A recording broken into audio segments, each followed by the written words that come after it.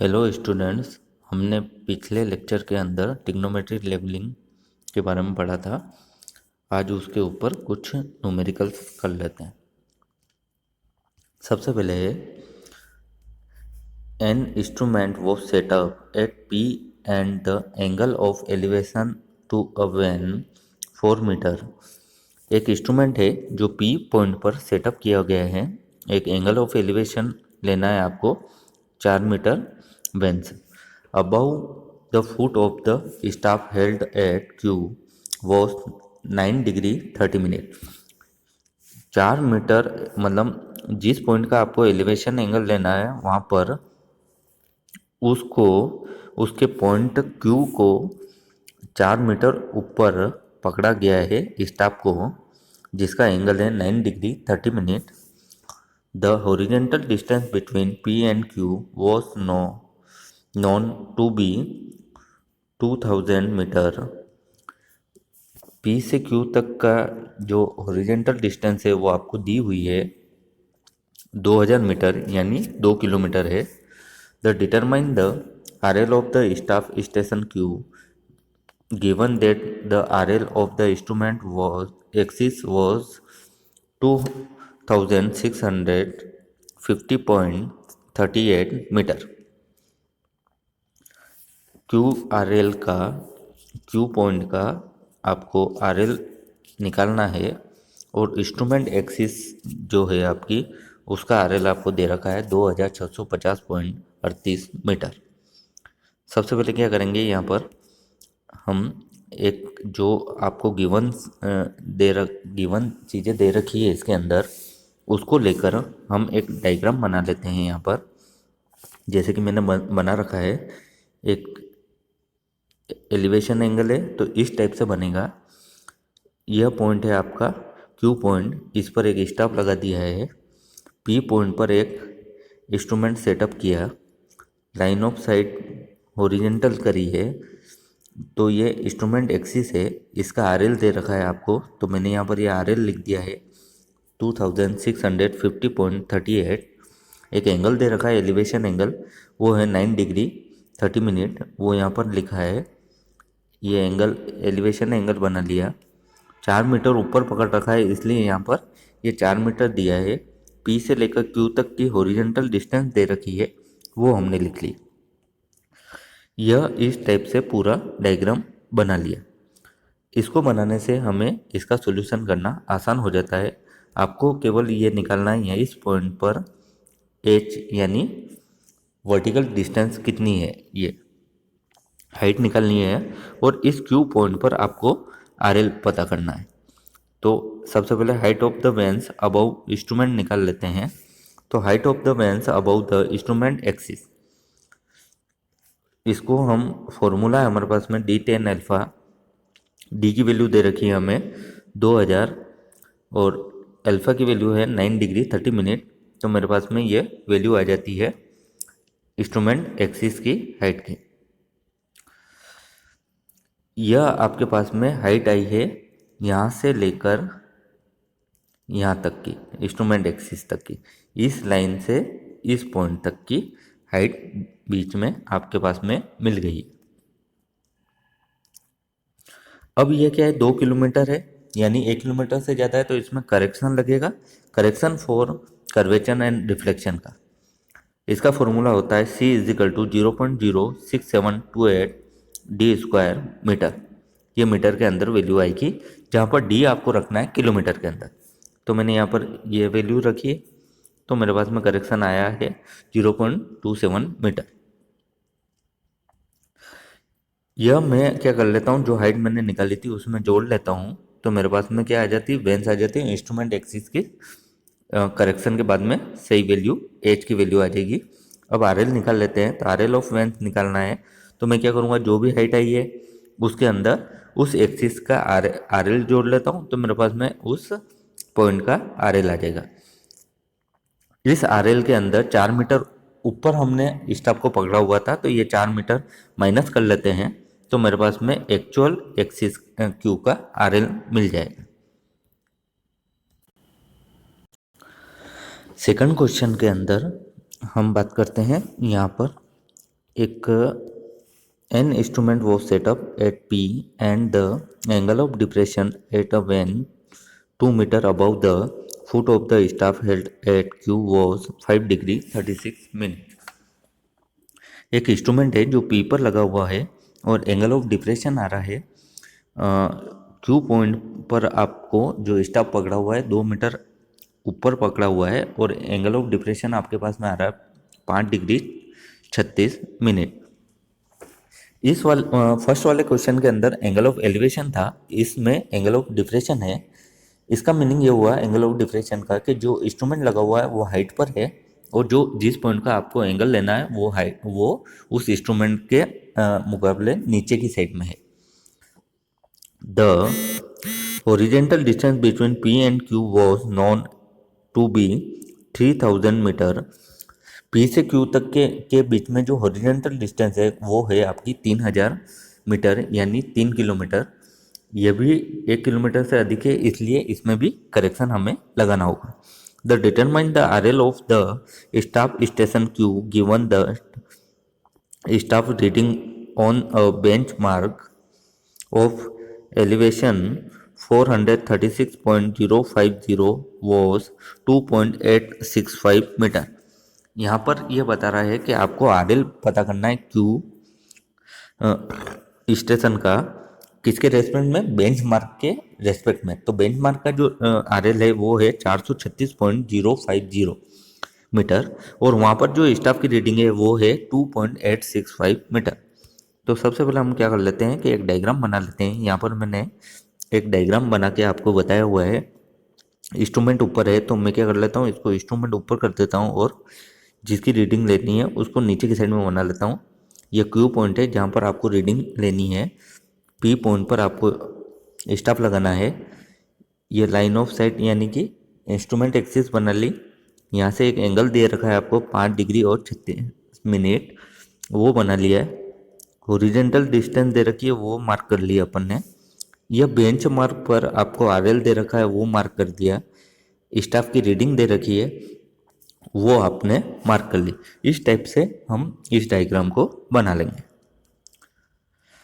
सबसे पहले पता कर लेते हैं the difference in elevation between the vanes and the instrument axis.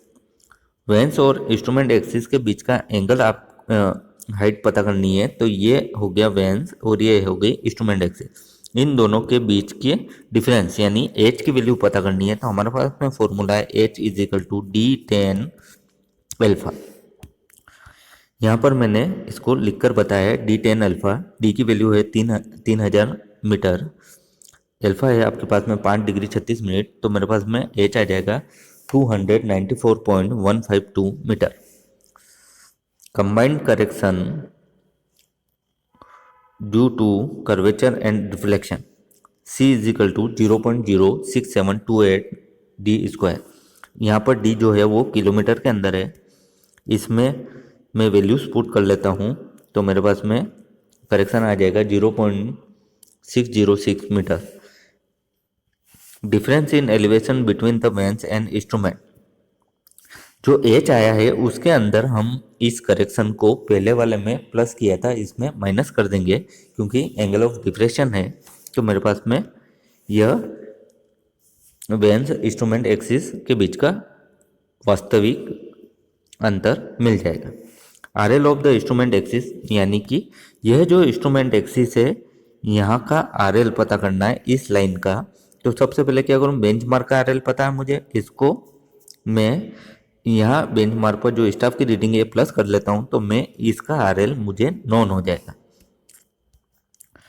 यहाँ पर यही किया है मैंने। नीचे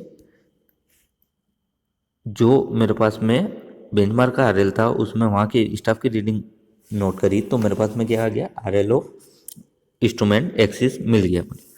अब मुझे क्या करना है, आर एल ऑफ वेंस निकालना है। तो are L of instrument axis और एच को उसमें माइनस कर देता हूँ, तो मेरे पास में क्या आ जाएगा, आर एल ऑफ वेंस आ जाएगा। यानी कि यहाँ पर जैसे मेरे पास में इंस्ट्रूमेंट एक्सिस का आर एल है, इसमें ये एच की वैल्यू को माइनस कर देता हूँ, तो मेरे पास में क्या हो जाएगा, क्यू वेंस का आर एल आ जाएगा। मैंने यही किया है इसके अंदर। यहाँ पर जो इंस्ट्रूमेंट एक्सिस का RL मिला था मुझे यहाँ से, ये इसमें से हाइट माइनस कर दी तो मेरे पास में ये RL आ गया है। RL ऑफ Q आपको एक्चुअल ज्ञात करना है, तो उसका मतलब ये हुआ कि ये RL ऑफ वैन से जितना स्टाफ का रीडिंग ऊपर की साइड में पकड़ी हुई थी उस 2 मीटर को मैं यहाँ पर माइनस कर देता हूँ, तो मेरे पास में एक्चुअल Q का RL मिल जाएगा। अब नेक्स्ट क्वेश्चन देख लेते हैं। In order to ascend the elevation of the top of Q signal on hill, एक हिल पर आपको सिग्नल लगा हुआ है जिसका टॉप है Q, आप वो एलिवेशन में है यानी कि ऊपर की साइड में है। Observation were made from two instrument station P and R at the horizontal distance 100 metre. दो इंस्ट्रूमेंट स्टेशन इस बार हमने यूज़ किए हैं, P और R से उसकी रीडिंग ली है। इन दोनों के बीच की हॉरिजेंटल डिस्टेंस दे रखी है, स्टेशन के बीच की दोनों की P और R के बीच में 100 मीटर है। A part the station P and R being in line with Q, तीनों ही P दोनों स्टेशन और वो जिसकी आपको रीडिंग लेनी है सिग्नल की, वो तीनों एक ही लाइन के अंदर है। The angle of elevation of Q at P and R were 28 degree 42 minute and 18 degree 6 minute respectively। जिस एलिवेशन एंगल जो है Q पॉइंट का P और R दोनों स्टेशन से दो एंगल बना रहा है, वो एक है 28 डिग्री 42 मिनट और एक है 18 डिग्री 6 मिनट। P से तो आपका 28 डिग्री 42 मिनट हो गया और R से 18 डिग्री 6 मिनट हो गया। The staff reading upon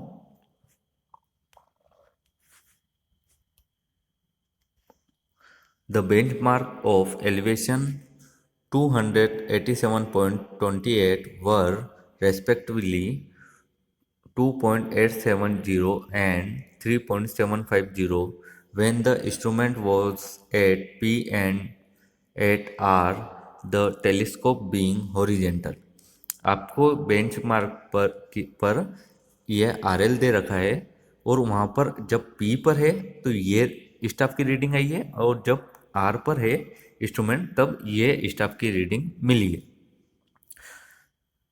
determine the elevation of the foot of the signal if the height of the signal above its base is 3 metre.